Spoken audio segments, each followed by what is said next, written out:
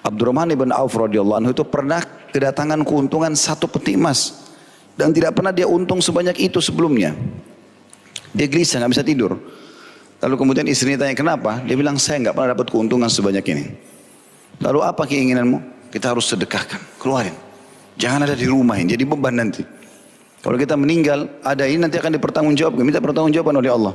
Padahal dia seorang pengusaha yang kita tahu pengusaha itu manusia ini subhanallah begitu terbuka pintu-pintu peluang ini.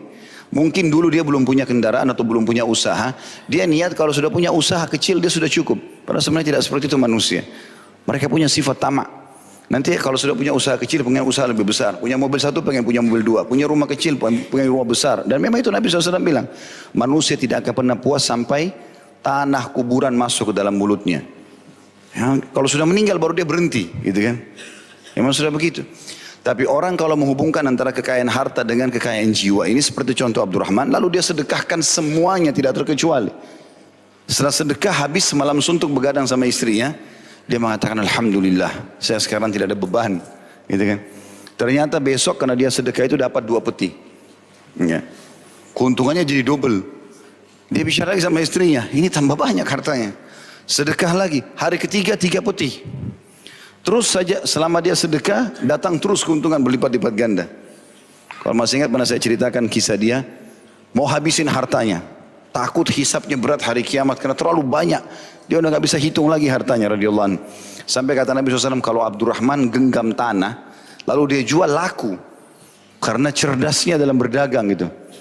Dia genggam tanah, dia bisa jual tanah itu. Gitu kan? Maka yang terjadi Abdurrahman takut ada hisap hari kiamat. Dia mau habisin hartanya. Tapi dia mau hubungkan antara mengeluarkan harta itu dengan membantu orang supaya tidak sia-sia. Bukan hanya sekedar buang begitu saja. Kayak orang misalnya bakar uangnya atau pakai foya-foya padahal yang haram. Enggak. Dia cari siapa orang muslim di Madinah yang hasil panen kurmanya jelek. Cari keliling dapat satu kebun kurma besar. Semua hasil satu kebun jelek. Dibeli sama dia. Mau jual berapa? Orang itu cuma iseng sebut harga dibayar sama Abdurrahman. Tujuannya hanya habisin uang. Sekaligus bantu. Udah dikumpulin semua kurma-kurma jelek itu sama dia. Dan dia buat iklan. Siapa yang mau silakan ambil gratis. Orang yang punya kebun sudah untung. Sekarang kurma ditumpuk sama dia. Jadi hartanya sekarang berubah jadi kurma. Siapa yang mau ambil gratis silakan. Selain bantu itu juga bantu orang yang butuh ini. Rupanya karena kurmanya kurang bagus. Orang gak ada yang mau ambil. Walaupun dia mau sedekahkan. Abdurrahman tenang saja karena dia sudah selesaikan hartanya. Rupanya di Yaman tersebar penyakit. Dengan hikmah Allah SWT. Dan penyakit itu hanya bisa diobati dengan kurma jelek. Sampai utusan orang Yaman datang ke Madinah. Siapa yang pernah punya kurma seperti ini? Jelek gitu. Nggak jadi kurmanya. Ada yang rusak-rusak, kering-kering. Mereka taunya Abdurrahman. Buka malah gratis gitu. Orang-orang ini bilang, enggak, kita enggak mau gratis. Mau bayar.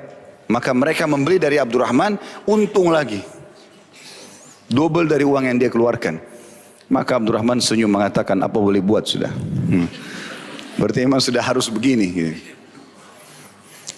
Tetapi di sini teman-teman, kita bisa lihat bagaimana dia tidak menjadikan harta sebagai target utamanya. Salah satu orang yang tidak punya, contoh saja orang yang tidak punya kekayaan jiwa ini, begitu punya harta, disimpan, dan tidak boleh orang lain tahu, gitu kan. Bahkan selalu dibersihkan, ya, dirawat berlebih-lebihan. Untuk apa semua ini? Akhirnya tidak ada kekayaan jiwa. Itu kalau contoh aja ya, orang seperti ini kalau hilang satu produknya dia, satu walaupun kecil, sudah buat tidak tidur berapa hari. Nah.